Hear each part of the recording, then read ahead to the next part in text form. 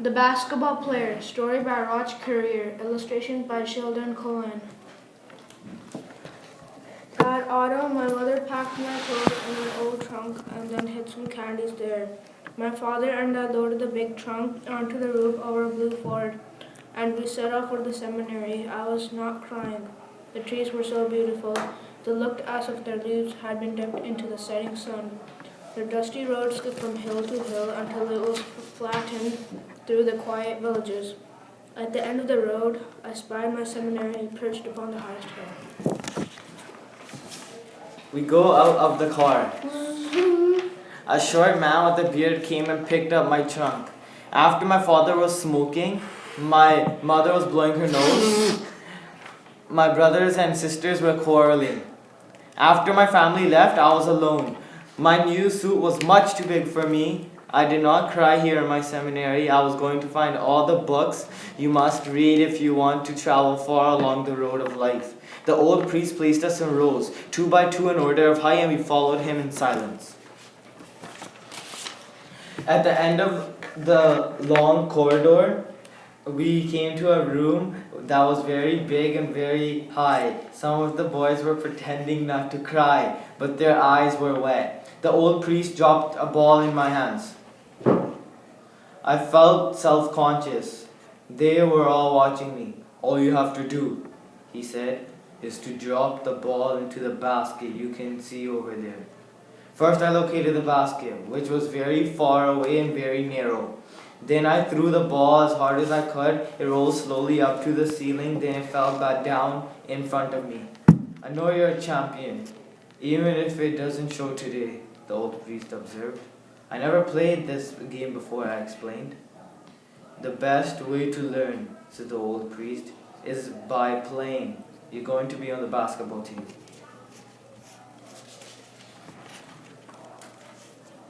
A bell rang. Ding ding! The old priest guided us down some other corridors. The smell of something cooking made us grimace. We walked into a room with a low ceiling.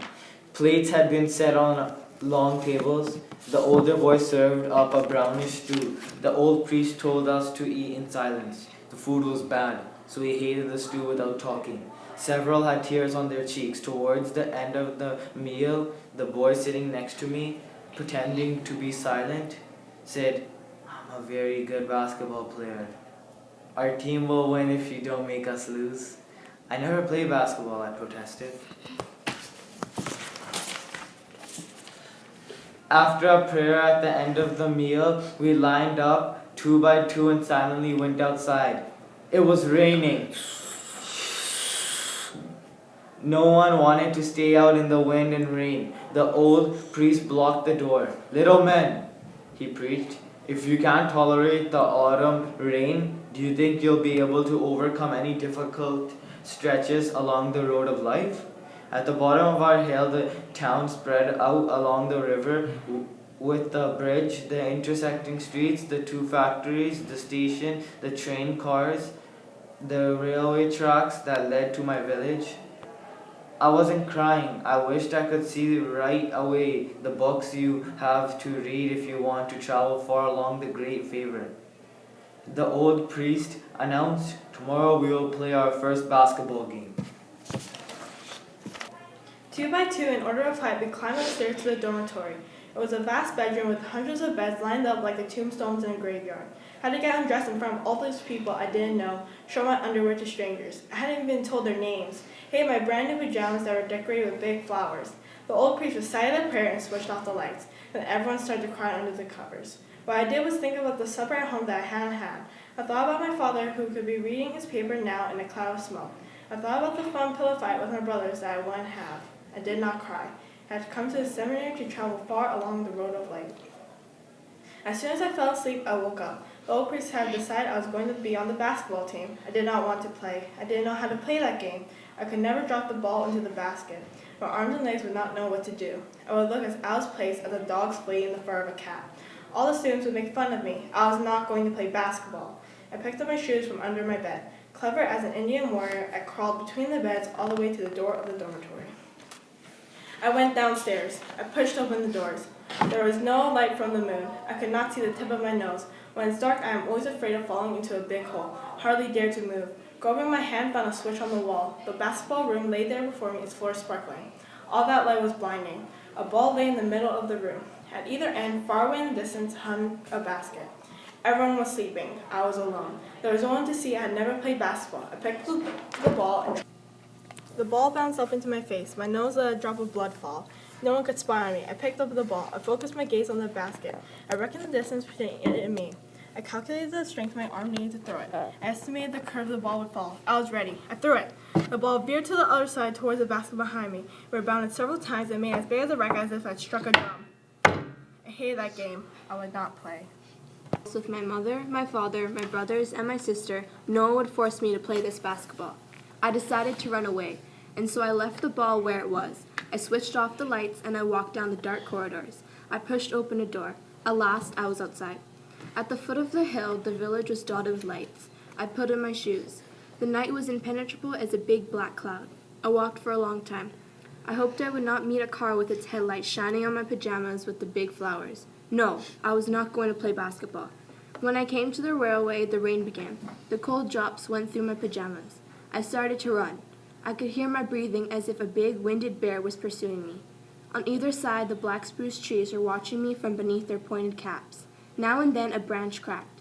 Leaves hissed. I knew. Animals hunt at night. Sometimes eyes sparkled. I made as much noise as I could with my shoes. I wanted everything that was alive in the night to think I was big, tall, heavy, and strong. All at once, shots rang out in the dark silence. Poachers. I stopped. A round eye that was too bright settled on me. I was blinded, paralyzed in its lights. So the poachers could see that I was not a deer. I cried out. I heard them coming closer. Their flashlight was still pointed at me. I was not proud to have them see me in my terrible flowered pajamas. What are you doing outside in the middle of the night? Asked the rough voice of a poacher. I ran away from the seminary. I confessed. And you think you're better off outside in the rain? Asked the gruff voice of the other poacher, who was invisible too. The old priest in the seminary wants to make me play basketball. I explained. We're already the world champions in the hockey. I don't understand why they force children to learn other games. The other gruff voice commanded. Go take cover in the tent over there.